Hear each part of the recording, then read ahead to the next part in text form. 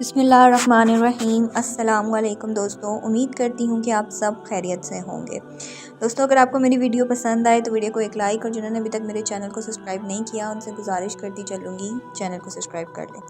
10 लोगों पर रोज़ा फ़र्ज़ नहीं है। कुरान पाक की सूरत बकरा में अल्लाह ताला का फरमान है, ए अहले ईमान वालों, तुम पर रोज़ा फ़र्ज़ किया गया है ताकि तुम परहेज़गार बनो। दीन इस्लाम का एक अहम रुकन रोज़ा है, जिसके बगैर मुसलमानों का दीन मुकम्मल नहीं।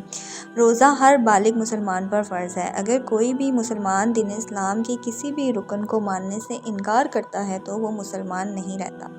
आज की वीडियो में 10 ऐसे लोगों का जिक्र किया जाएगा जिन पर रोज़ा फ़र्ज़ नहीं, यानी ऐसे रोज़ा माफ़ है, उन्हें रोज़ा छोड़ने का कोई गुनाह नहीं। नंबर 1, पहला शख्स जिसे रोज़ा माफ़ है वो है बीमार, यानी जो आदमी बीमारी की सबब रोज़ा रखने की ताकत ना रखता हो, बरोज़े क़यामत उसे रोज़ा छोड़ने की सज़ा नहीं मिलेगी।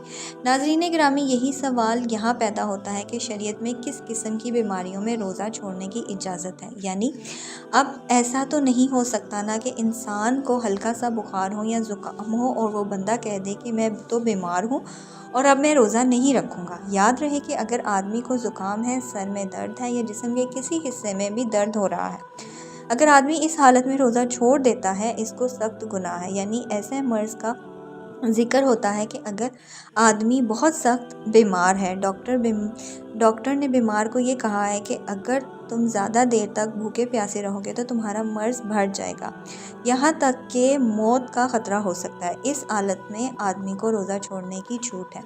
यानी ऐसी बीमारी जिसमें भूखा प्यासा रहने से मौत का ख़तरा हो या फिर दवाई वक्त पर ना मिलने से मर्ज़ के बढ़ने का ख़तरा हो, तो ऐसे इंसान पर रोज़ा फ़र्ज़ नहीं होता।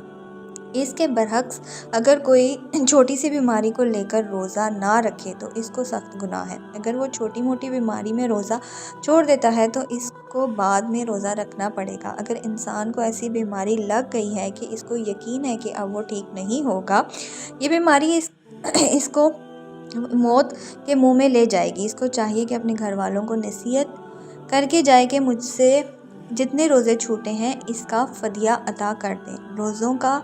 रोज़ों के छोड़ने का फ़दिया ये है कि एक मिस्कीन को दोनों वक्त का खाना इतना दें कि वो खाना खाकर सहर हो जाए। नंबर 2, हामला औरतों को भी रोज़ा छोड़ने की इजाज़त है।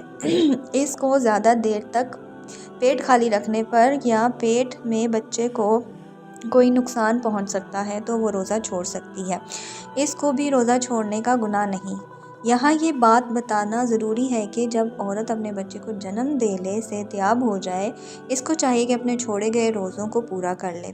यहाँ दूसरी बात यह है कि अगर औरत हामला है तो इसको डॉक्टर ये कहता है कि अगर तुम रोज़ा रख लो तो तुम्हारी जान को कोई ख़तरा नहीं, तो ऐसी औरतों को चाहिए कि वो रोज़ा रख लें। इसको लाजमी रोज़ा रखना चाहिए। अगर वो रोज़ा नहीं रखती तो इसको सख्त गुनाह है। नंबर 3, बुरा आदमी।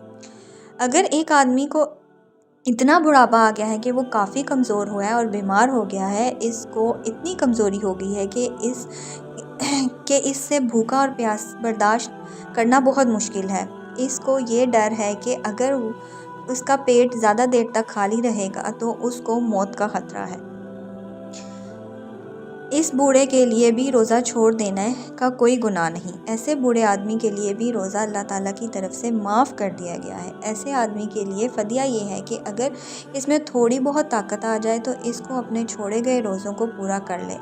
अगर बूढ़ा आदमी को बुढ़ापे ने इतना घेर लिया है कि इसको यकीन है कि अब वो ताकतवर नहीं होगा, इस हालत में इसको अपने रोज़े के बदले में फ़दिया अदा करना पड़ेगा। उसके लिए फ़दिया ये है कि एक मिस्कीन को सुबह और शाम पेट भरकर खाना खिला दे। नंबर 4, दूध पिलाने वाली औरतें। यहाँ ये बात वाज़ेह कर देना बहुत बेहतर होगा कि कदीम ज़माने में औरतें दूसरों के बच्चों को दूध पिलाया करती थीं। वो 2 या 3 साल बच्चों को दूध पिलाया करती थीं। ऐसी औरतों को दाई कहा जाता था। लेकिन अब कदीम ज़मानों की तरह दाइयाँ दूसरों के बच्चों को दूध नहीं पिलाती, इसलिए यहाँ ऐसी माँओं का जिक्र किया जाता है। अगर इन माँओं का डॉक्टर ये बात कह दे कि अगर तुम ज़्यादा देर तक भूखी प्यासी रहो तो तुम्हारे बच्चे की जान को ख़तरा है या बच्चा दूध से महरूम हो सकता है, तो ऐसी औरतों को भी रोज़ा बाद में रखने की इजाज़त दी गई है। जब वो ठीक हो जाएं तो अपने छोड़े गए रोज़ों को पूरा कर लें। नंबर 5, पागल आदमी। ایسے آدمی جس کا ذہنی توازن ٹھیک نہ ہو، وہ ہر وقت ادھر ادھر کی باتیں کرتا ہو، اس کو یہ خبر نہ ہو کہ وہ کیا بات کر رہا ہے، اس کے لیے بھی روزہ نہ رکھنے کا گناہ نہیں۔ اس کے علاوہ ایسے آدمی جس کو ایسی بیماری ہو گئی کہ وہ اچانک اپنے آپ ہوش و حواس کھو بیٹھتا ہو، تو ایسے آدمی کو بھی روزہ چھوڑنے کا گناہ نہیں۔ جب وہ ٹھیک ہو جائے تو اپنے چھوڑے ہوئے روزوں کو رکھ کر پورا کر لے۔ نمبر 6، حیض و نفاس والی عورتیں۔ ایسی عورتیں جن کو حیض ہو رہا ہے، ان پر ایسی حالت میں روزہ رکھنا جائز نہیں۔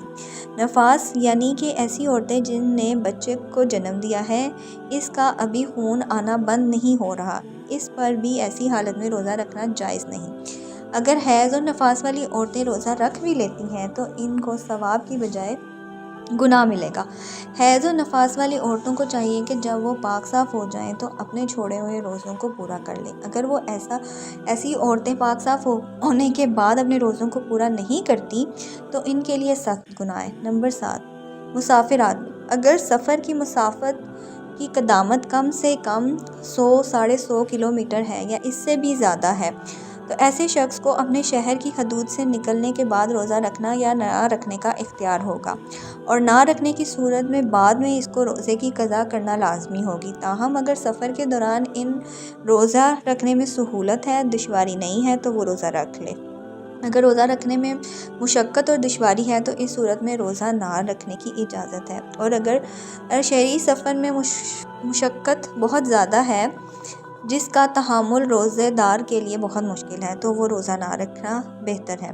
بہرحال دونوں صورتوں کے بعد روزے کا قضا ضروری ہے۔ نمبر 8، ایسا آدمی جس کو جان جانے کا خطرہ ہو۔ اگر کسی آدمی کے پاس کوئی طاقتور آدمی ہتھیار لے کر آ جائے اور کہنے لگے کہ اگر تم نے روزہ رکھا ہے تو میں تمہاری جان لے لوں گا، ایسے آدمی کے لیے بھی روزہ چھوڑنا جائز ہے۔ جب اس کے سر سے یہ خطرہ ٹل جائے تو اس کو چاہیے کہ اپنے چھوڑے گئے روزوں کو پورا کر لے۔ اگر وہ اپنے چھوڑے گئے روزوں کو پورا نہیں کرتا تو اس کو سخت گناہ ہے۔ نمبر 9، نابالغ بچہ۔ اس بات کا علم ہم سب کو ہے کہ روزہ بالغ پر فرض ہے جو اپنے ہوش و حواس میں ہو۔ نابالغ بچوں کو روزہ نہ رکھنے کا کوئی گناہ نہیں۔ اگر کوئی بچہ 10 یا 11 سال کا ہو جائے اور روزہ رکھنے کی طاقت رکھتا ہو، اس کو چاہیے کہ وہ روزہ رکھ لے۔ اگر 10 یا 11 سال کا بچہ روزہ نہیں رکھتا تو اس کے والدین کو چاہیے کہ اس بچے پر سختی کر کے اس کو روزہ رکھوائیں۔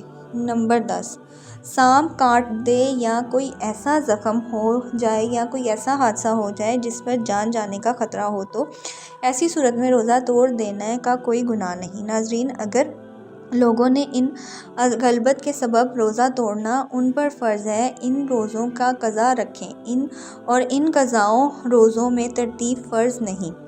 اگر ان روزوں سے پہلے نفلی روزے رکھیں تو یہ نفلی روزے ہوں گے، مگر حکم یہ ہے کہ قضا جانے کے بعد دوسرے رمضان کے آنے سے پہلے قضا کر لیں۔ اللہ تعالیٰ سے دعا ہے کہ اللہ تعالیٰ ہم کو روزے رکھنے کی توفیق عطا فرمائے، آمین ثم آمین یا الہ العالمین۔ دوستو، اگر آپ کو میری ویڈیو آج کی پسند آئی ہو تو ویڈیو کو ایک لائک، اور جنہوں نے ابھی تک میرے چینل کو سبسکرائب نہیں کیا ان سے گزارش کرتی چلوں چینل کو سبسکرائب کر لیں، بیل کے آئیکن کو پریس کر لیں جس سے آپ کو لیٹسٹ ویڈیو کا نوٹیفیکیشن ملتا رہے۔